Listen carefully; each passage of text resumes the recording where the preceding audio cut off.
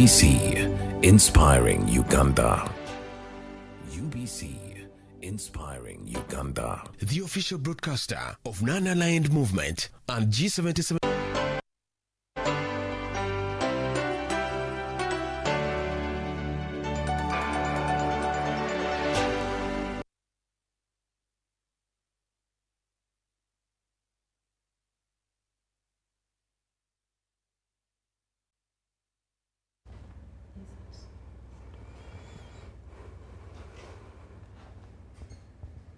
Hello, the people of Uganda. I welcome you to this edition of our program. And this evening, we are here to inspire the people of Uganda as the promise that we made to you, and we're here to fulfill it. Ampaire Amon Otega is my name, and I have a very special team of guests in the studios of UBC who are going to be informing, educating us, and inspiring us tonight. We're going to be talking about fistula, which remains one of the biggest challenges and problems, not only in this country, Uganda, but in the region of East Africa, the continent of Africa, and the world at large.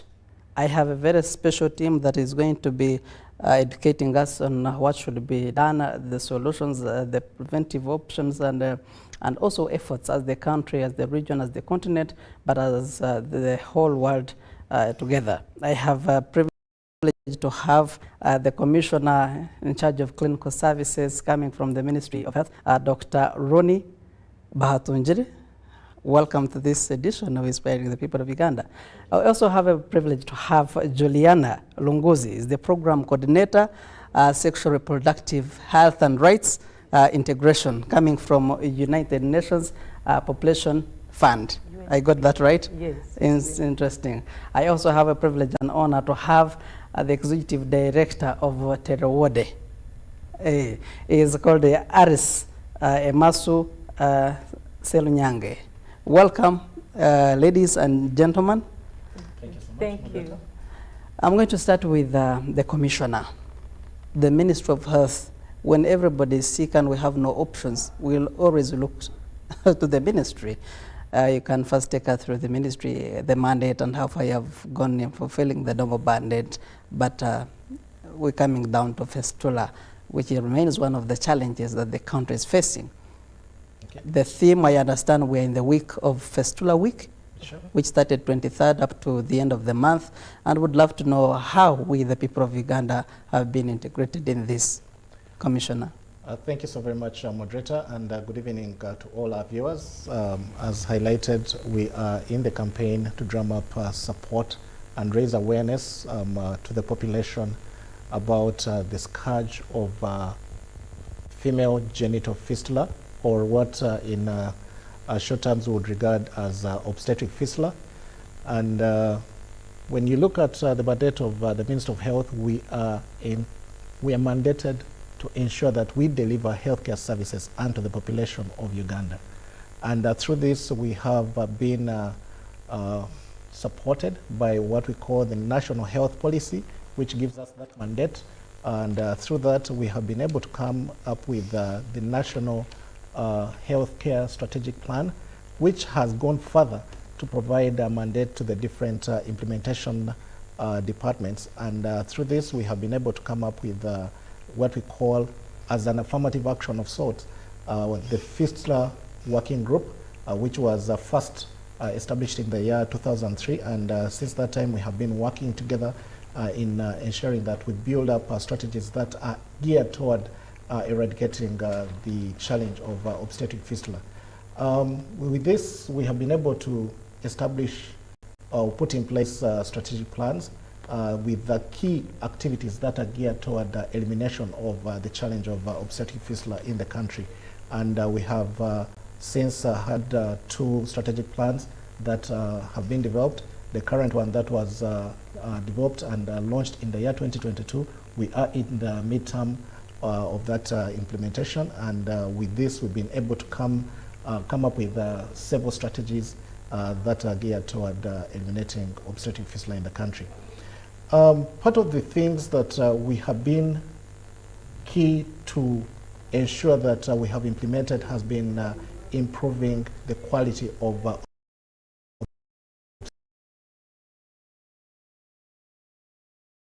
obstetric care in the country. that have since ensured that at the level of a sub-county, we are able to have a health center 3, and at a level of a county or a constituency, we are able to have a health center 4. What this means is that we are bringing services closer to the population to ensure that we improve the response time between when a mother or when a person actually requires these services and when they can actually access them.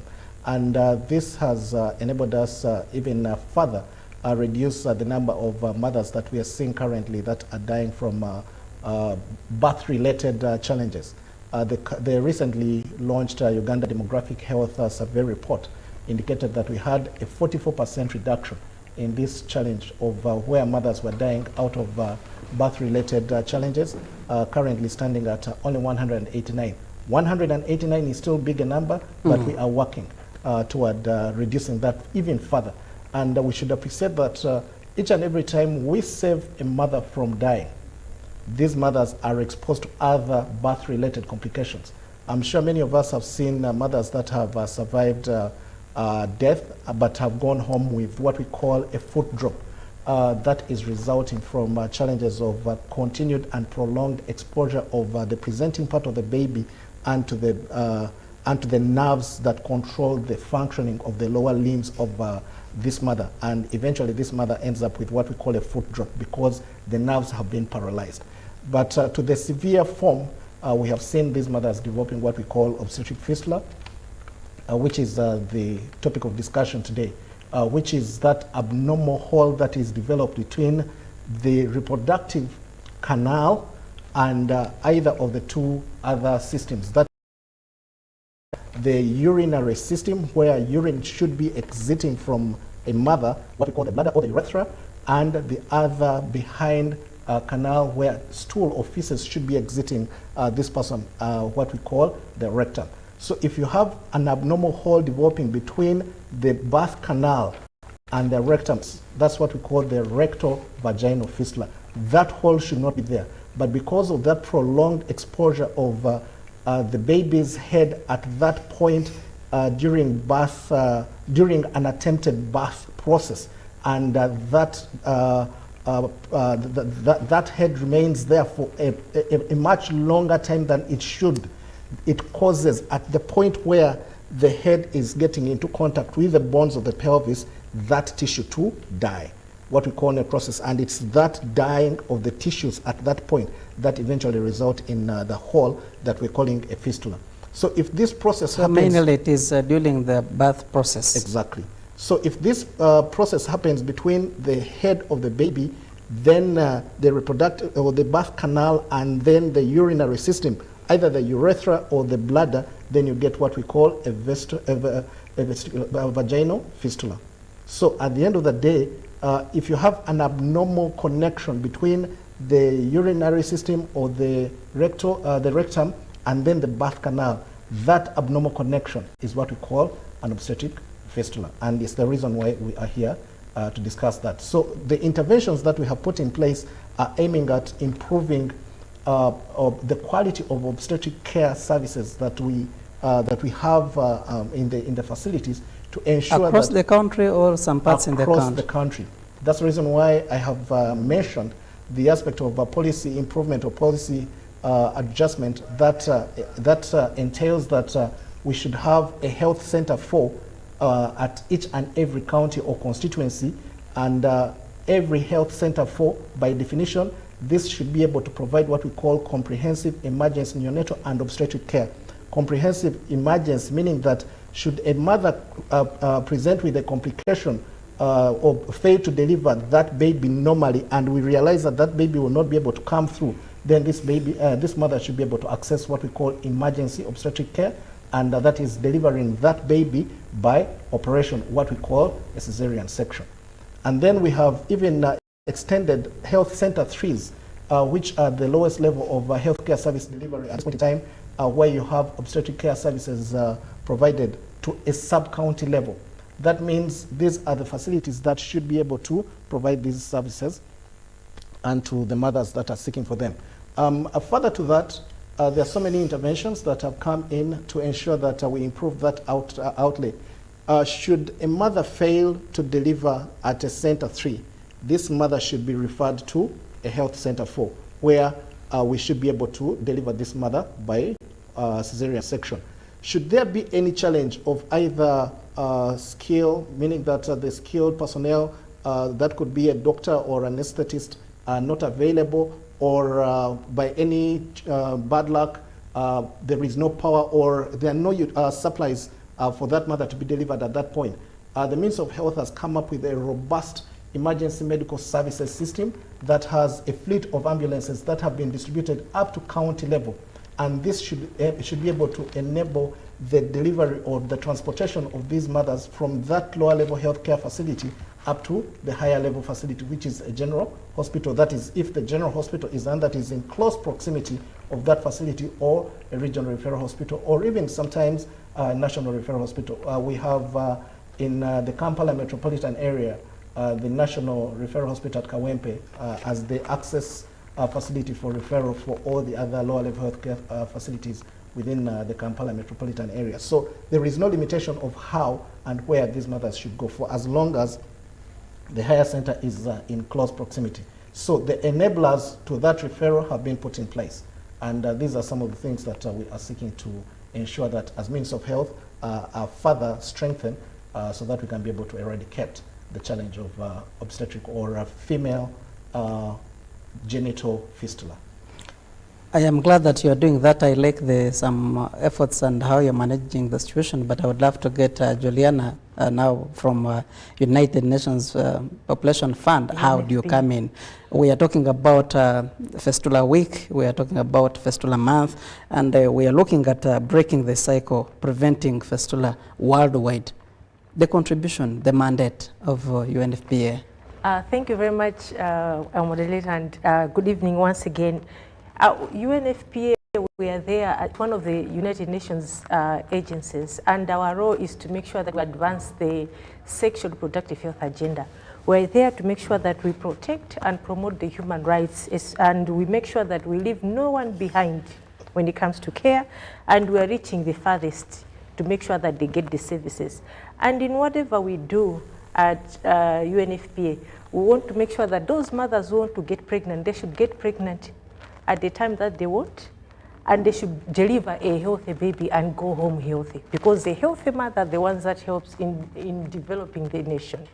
At the same time, in our results, we're looking at what we call the 3 zeros, three transformative results. In the work that we do of promoting sexual reproductive health and rights, we want to make sure that there is zero maternal death. He has talked about the many challenges that the women are facing. We want to make sure that when a mother is giving birth, there's zero maternal death. Yes, we have a figure of 189 per 100,000 women, but we are working towards zero to make sure that nobody dies. At the same time, we want to have what we call zero unmet need for family planning. Those women who want family planning services, they should be able to get them. They shouldn't go to a facility and not get family planning services. And we also want to get zero gender-based violence. You can see what he has talked about on fistula.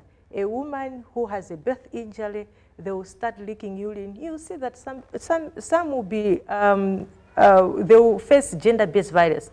Some people will be beaten because they will have challenges in giving birth. We want to get to zero. And in collaboration with other agencies, we also want to get to zero infection, new infections of HIV/AIDS.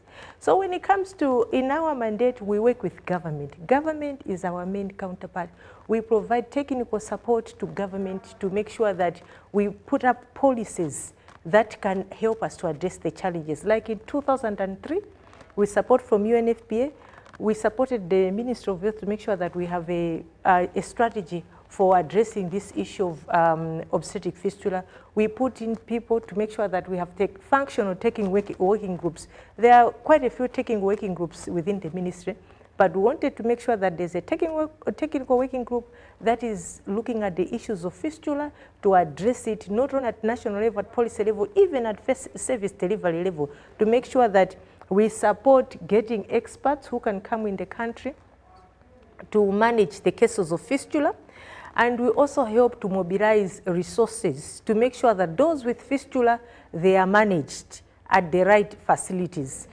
We know it's a complication, we don't want it to happen, but we found that annually almost 1,900, approximately 1,900 women, they get a complication of fistula. So our role is to look for resources, mobilize resources to support government to manage the cases, to train the doctors, the midwives, even all the technicians who need to work on this. And right now we have resources from Iceland and CEDA, where we are supporting prevention of fistula, management of fistula, including what we call social reintegration. Because the women who have fistula, you see that they are usually isolated. They don't chat with everybody because of the smell from the urine.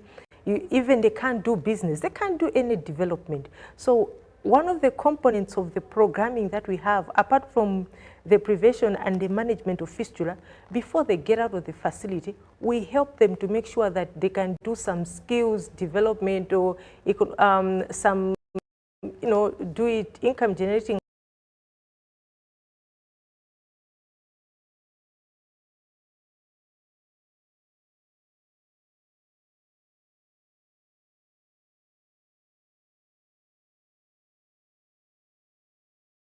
activity or a package that will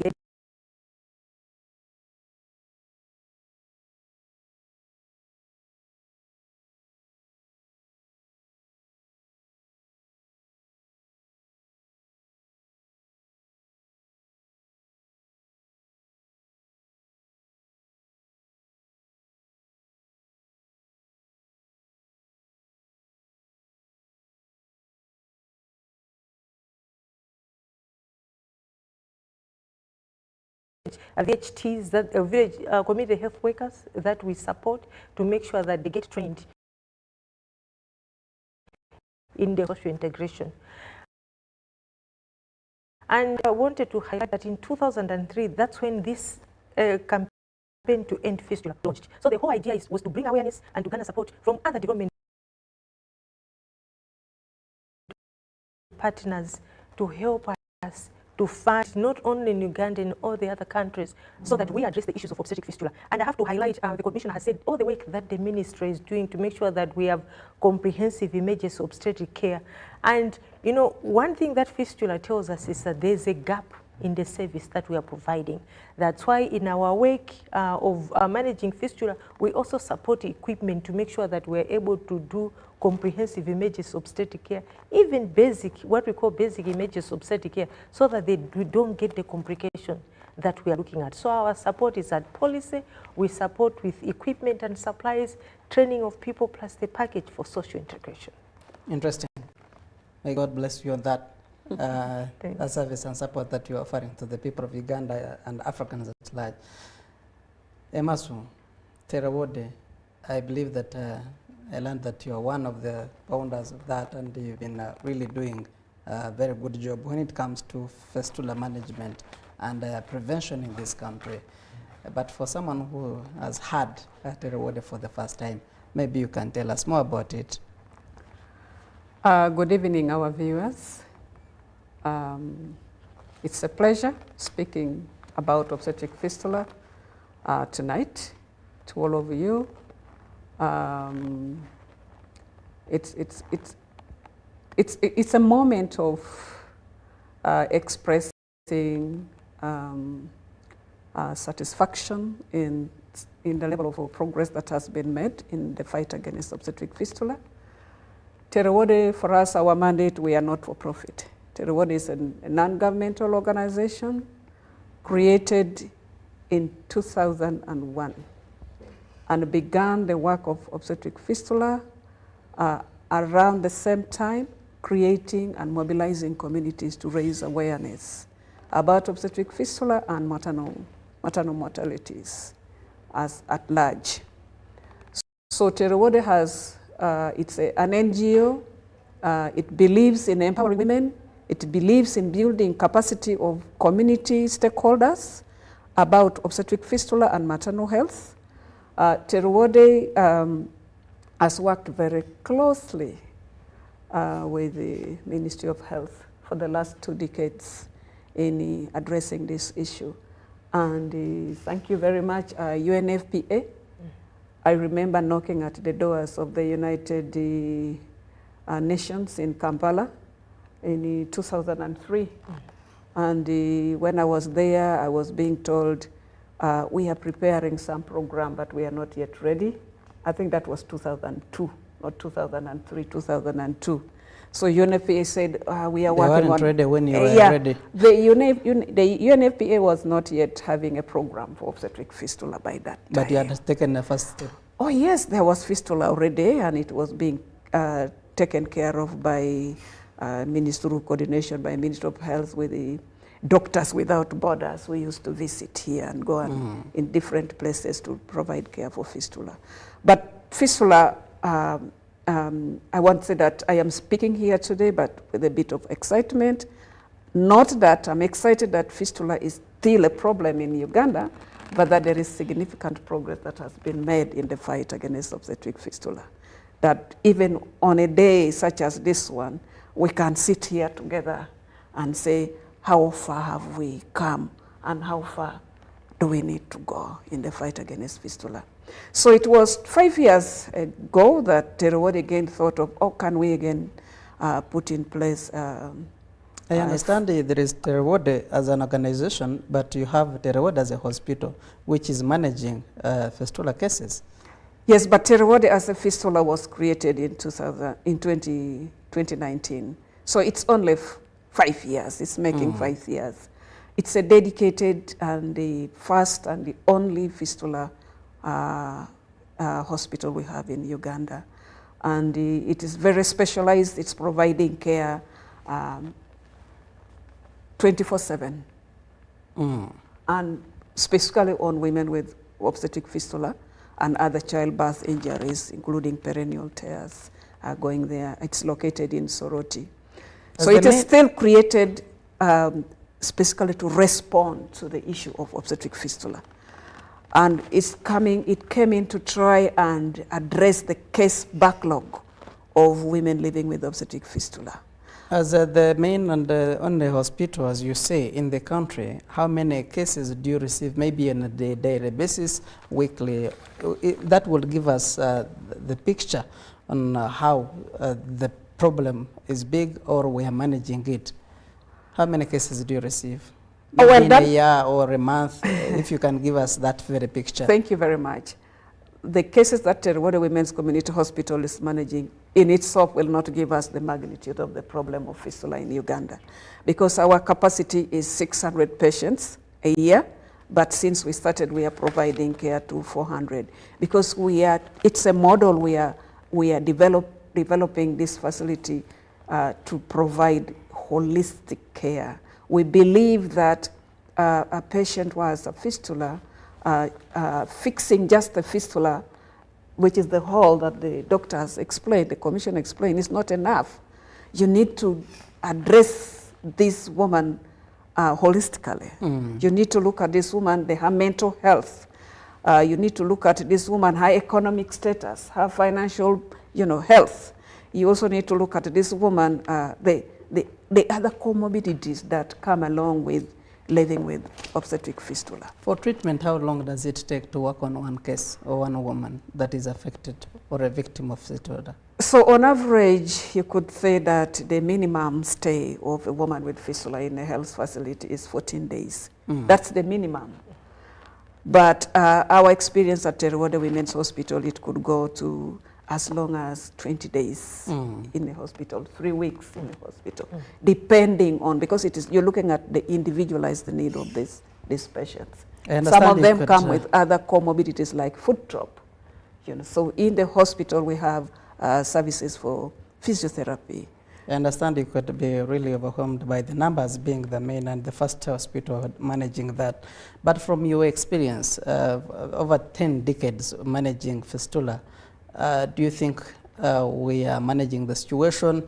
Are you happy with the campaign and how far we have moved as a country? Oh yes, just the mere fact that this whole week there have been nationwide activities to raise awareness about the International Fistula Day. And this is going to be culminated on the 29th, which is the Wednesday, in Namayengo district, eastern Uganda. This in itself shows that now fistula has come out of the bedroom and it is getting into the public space. That is what makes me happy. 20 years ago, when we started breaking this silence around this issue, we were called names. I was called names, you know, because how do you talk about this most embarrassing condition in public? How do you discuss with young people about fistula?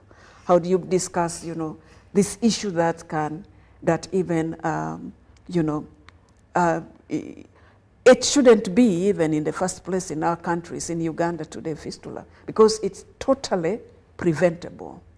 Fistula is totally preventable, and to talk about it in public, even outside the country, that we have fistula in our country used to be a problem. That time, it was a big problem. Today, nations are coming together to plan on how we can save our countries this challenge of obstetric fistula. All right. But also just generally, what makes me happy, fistula treatment is being supported by more than one partner. There are other partners out there.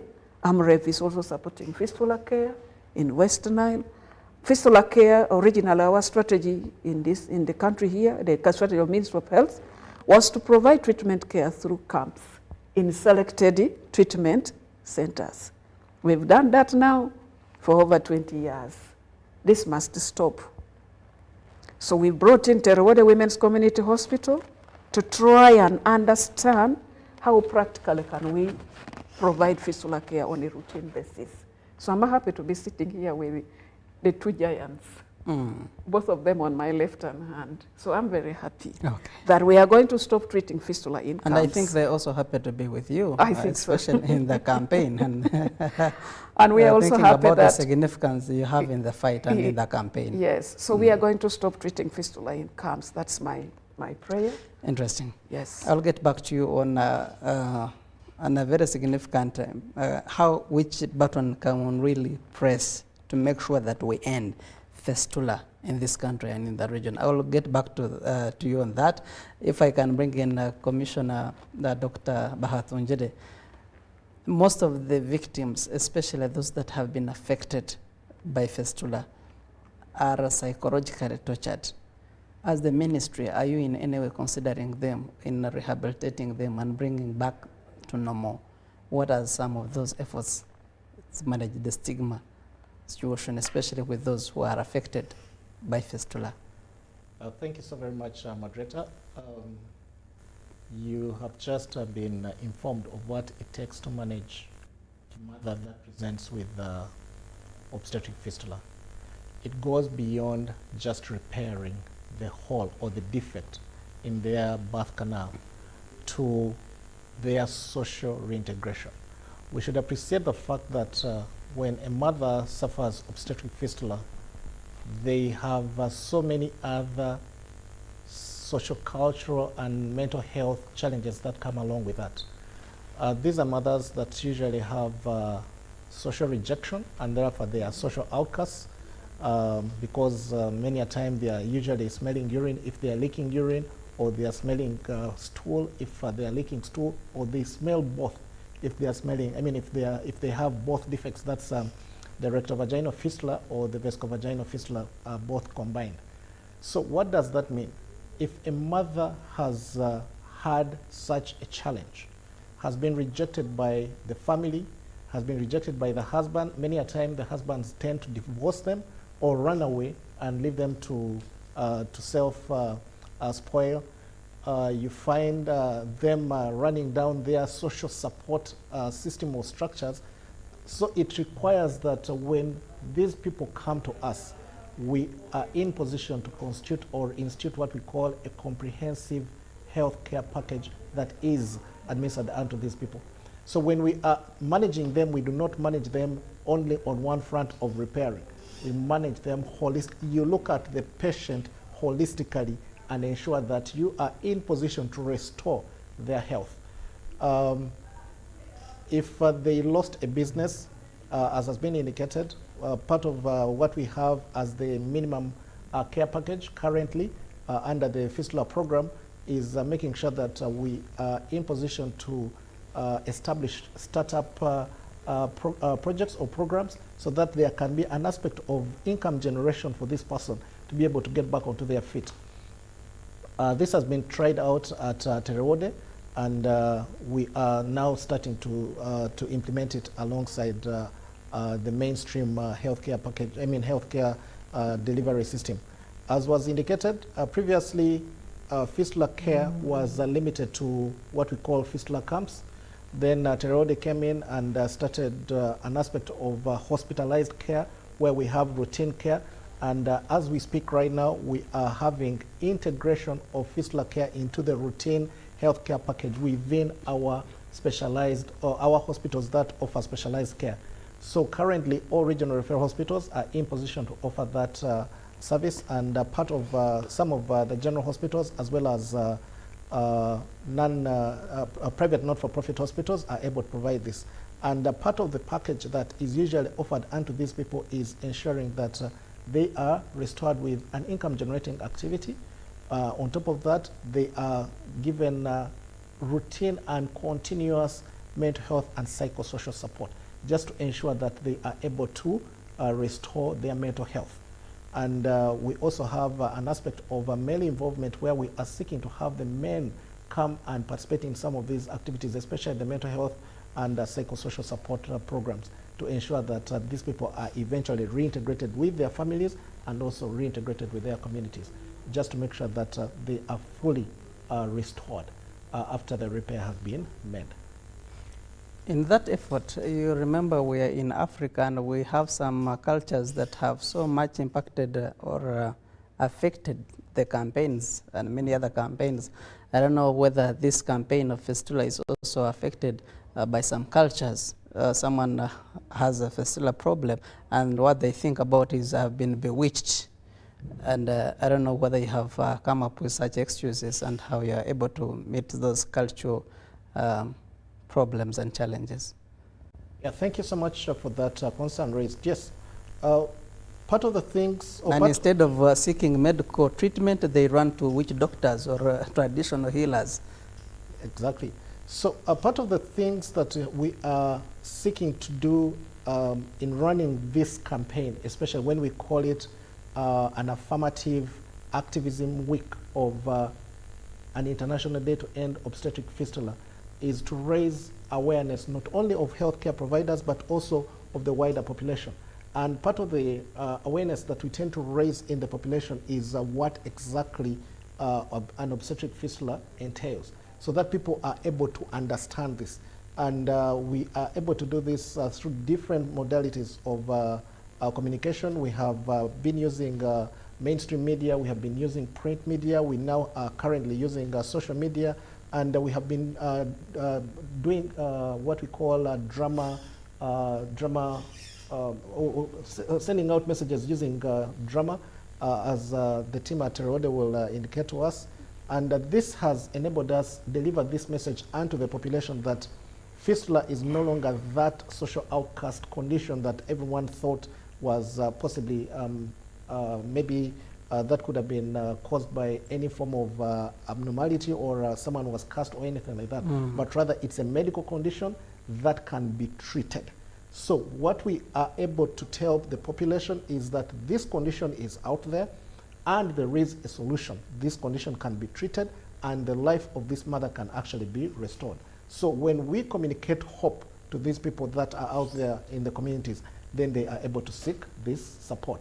And how we've been able to extend this service closer to the people has been through the fistula camps, as has already been highlighted, but then we've also been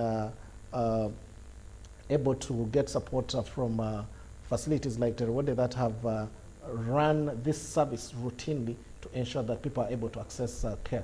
So when you have people accessing this care and they give testimonies back in their communities of what exactly they went through, the before and after, then we have more people seeking this care and then coming out of their closets where they were hiding, and imagining that this could possibly could have been out of any form of social challenges, maybe where they could have gone wrong with their gods and something like that. Interesting. Doctor, you also know that we live in the world that has been dominated by technology. I'm wondering how technological advancement and innovations can help us to manage, prevent, and in the treatment of fistula. Technological advancements, the first and foremost thing that can be done, or that technology can help us with, is ensuring that this information about the causes of fistula and how we can prevent the fistula and how we care for those that have actually developed fistula, making sure that this information is available to the population is very critical. So using all the available technology, like we have indicated, running social media campaigns, running mainstream media campaigns, and then also running print media campaigns would be able to avail this information onto the population so that we can inform the decision of these healthcare seekers that this service is actually available and therefore you can get it. But in prevention, making sure that this information is available about the prevention perspective is very critical. And social media campaigns are very critical. We've recently developed animated videos that we're going to start running on all the media platforms, that's social media and mainstream media, so that routinely we can flood the population with this information that yes, indeed, this is a challenge that we have with us, and this is how it is caused, and this is how we can prevent against it. And part of the interventions in prevention are ensuring that we avail family planning and to the mothers, and ensuring that these people are able to get pregnant only when they choose, so that they can be able to have a well-attended pregnancy. Thank you. Through that we can be able to prevent. I'll get back to you on the same. Allow me bring in Lunguzi. How do you expect individuals? There are those who would love to be part of the campaign, and maybe the other organizations and other institutions that would love to join that.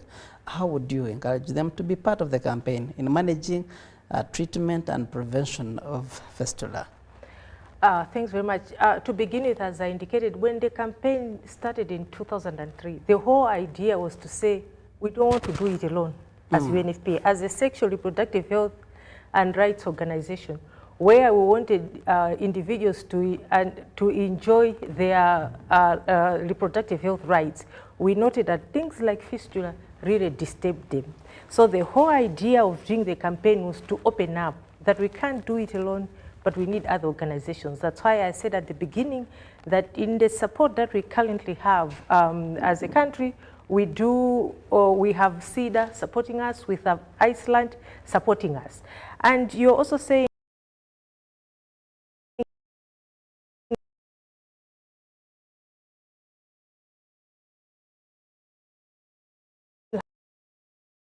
how can we others help? This is open to everyone. They need to make a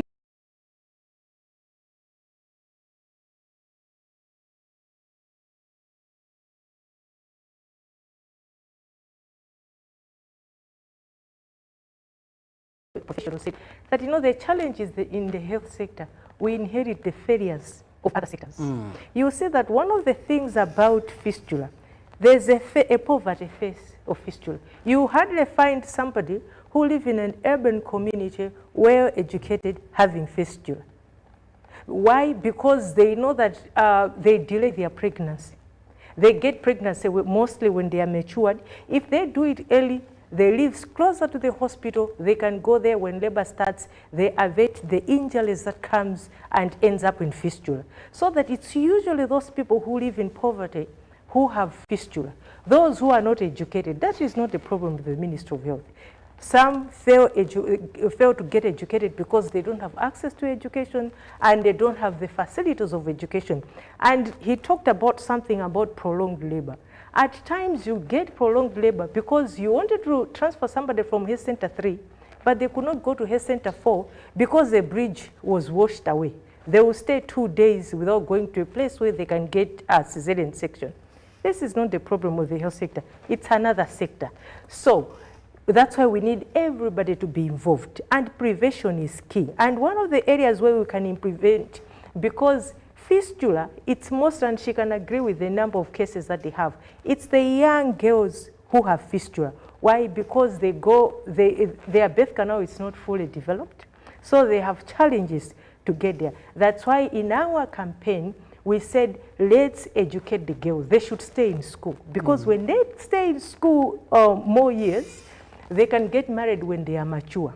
And let's give them the information and services that will enable them not to get pregnant. And that is the role of all the other partners beyond UNFPA, where we can support the ministry and other agencies to make sure that we advance the agenda. The issue of poverty, you know, usually it has also a gender lens. Let's empower the women economically so that they know, they get educated, and they know that when I get pregnant, I need to get pregnant at the right time, and when labor starts, let me go to a facility to get the necessary care. And the other issue about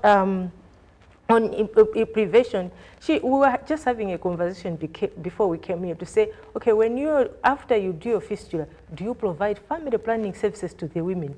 Because we don't want them to get re-injured. So let's make sure family planning services are always there to prevent those who can get pregnant early, and at the same time to help those who have had repaired fistula so that they don't get pregnant immediately, because they could get injured again. So it's a concerted effort. You talk about culture, that sometimes it's our culture, people, they can't get information. The culture, it's not the Ministry of Health agenda. Even those in the gender ministry, the culture ministry, let's get information about all institutions. Let's get information about prevention. You talk about the technology that can be there. Let's get information. Sometimes you can just using MTN, the private sector ought to be involved in this. You can just go to Airtel today or MTN with a simple message that please, if you need services, you don't want to get pregnant, make sure you get family planning. You can get that message out there. But Lungusi, you also know that the most affected are those who live in the villages. Yes. We call them the rural settings. Yes. I would love to know how UNFPA is spreading branches to reach those that are far places that even don't know they cannot access the health center for us. Are you working with the local communities? Are you working directly with those hospitals? How are you spread throughout the country? In our programs, let's say for those to give information to the community, especially the women and girls, apart from working with government that has all the local local government structures like the parish, like the subnational level in the districts, we work with NGOs. We have Marie Stops that we work with. We have Naguru Teenage Center. We have Seafood. All we do, in their programs, we give information about sexual reproductive health.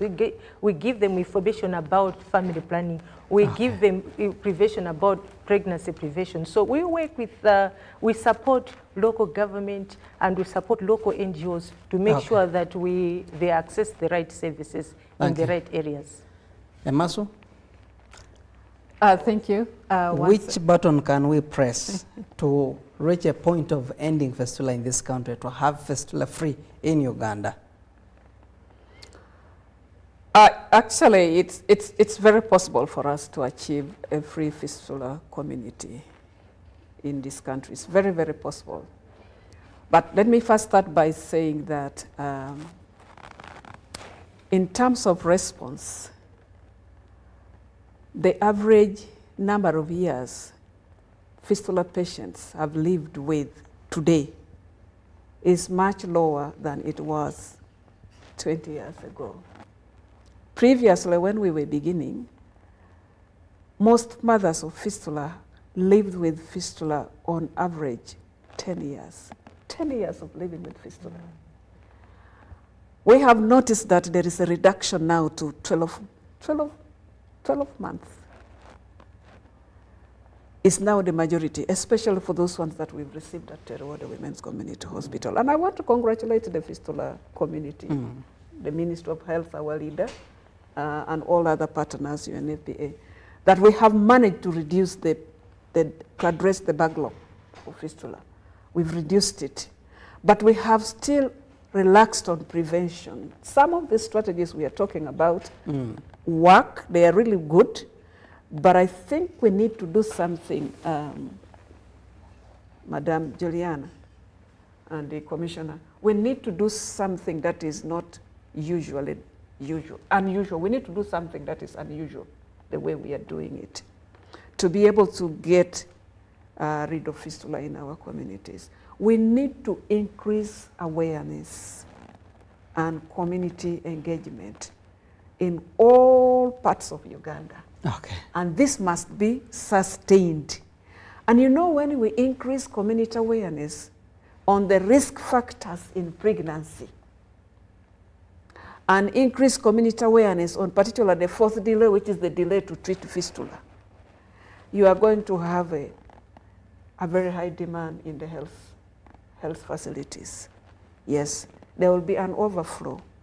Therefore, we must also plan to strengthen and address the third delay, which is the delay at the health facility. I'm afraid time is not on my there side. There are fistulas that are still being caused at the health facility. I'm afraid time is not on our side. I will request to have parting shots from each one of you. And I will start with you, Emasu, and then Longozi, and then Tahangele.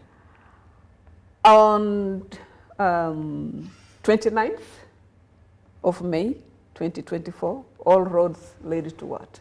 Namayingo. Why are we going to Namayingo? At Terewode Women's Community Hospital, every year we've not treated less than 30 patients from Namayingo. It has the highest burden of fistula, and therefore a high number of fistula survivors we are currently working with in there. And cases of teenage pregnancies are high in Namayingo. Please let us go. For us, we are coming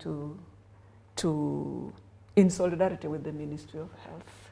I think, Commissioner, we are going to be guest of honors on that day. We, the civil society. Okay, interesting. Yes. Thank you, Masu. Juliana Luguzi. Thank you very much. Obstetric fistula is preventable. And much as the ministry can do whatever all these things that they are doing, the onus is on us to educate the community to delay that pregnancy until when they are ready. And when they are pregnant, let's give them the right information to the community to make sure that they know when to go to the hospital and deliver. And this information is not only for health workers, the religious leaders, the cultural leaders. Let's spread the news and to say that treatment, management for fistula, it's available out there. And education is power. She talked about teenage pregnancy, family planning services. Make sure women, let's get family planning services out there. And for the teenage pregnancy, let's help the girls to delay until when they are healthy so that they don't get this. And there's a face of poverty. In whatever we do, let's empower that woman to be economically empowered so that they don't fall into the trap of having complications, including fistula. Interesting. I now cross over to you, Commissioner Dr. Roni Bahatunjere. In your parting shots, I have two comments coming from one of the viewers. One says, for the patient who has been healed of fistula, can they get married again and give birth again? If you can there, and we talk about the celebrations and commemorations of 2024. Thank you so much, Moderator. Yes, it's the reason why we are here trying to raise awareness about obstetric fistula. Fistula, once repaired, can have a normal life again. But in having that normal life again, we ask that the time between when the repair has happened and the time when this person tries out again to have a baby should be delayed. And so critical role that family planning or contraception plays to make sure that we delay the subsequent pregnancy so that we can reserve or preserve that area that was repaired to regain its integrity so that it's not re-injured. Remember, we come and close a hole just like you can stitch a piece of cloth in trying to cover up a hole. So that point that you have stitched becomes a point of weakness. So if you subject it to further pressure, before it has fully healed, it can give way again. So this person can have a normal life again and they can remarry, or they can get back with their partners that could have gotten away. And that's the reason why we are saying that every time a mother suffers a fistula, we as the men that contributed toward this in getting women pregnant in the first place, we should be able to be around and support them throughout this whole entire challenge. Fistula is not a challenge of the woman. Fistula is a challenge of all of us as a couple. And at this point in time, I would wish to inform us all that each one of us has got a role to play in preventing fistula, in caring for a person that has fistula, but then also in treating a person that has fistula. My last comment, thank you so very much, would be that let us all ensure that we combine our efforts in ending obstetric fistula in Uganda. This challenge is preventable, and therefore we can eradicate it in the country. Come 29th of May, which is going to be next Wednesday, we all are going to converge at Namayingo District headquarters. It will be at the Boma grounds, where we'll be commemorating the International Day to End Obstetric Fistula for this year, and therein we'll be able to discuss more of the information that pertains obstetric fistula. And in the run-up to that day, there's going to be a lot of information that is going to come to all of us as viewers, but then also as healthcare providers. Let's combine efforts to prevent obstetric fistula. Thank you so very much, Commissioner Dr. Ronnie Bahatunjire, coming from the Ministry of Health, for making time to come through and educate the people of Uganda. It was a privilege having you, Juliana Lunguzi, coming from UNFPA, and also Emasu, else for coming through for this edition. Thank you, the people of Uganda. We are here because we know that you're always there, and make sure you join this campaign to end a fistula in this country, in the region of East Africa, and the continent of Africa, and the world at large. The theme of this year, Breaking the Cycle, Preventing Fistula Worldwide. From me and the guests and the team, it's a good night. We take you to the news. For God and my country, allow me to sign out.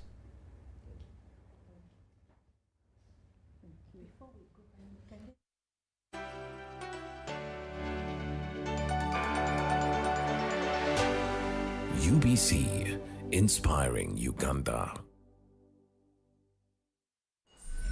Gold. We all want it. That soft yellow glow with subdued sun in your hands.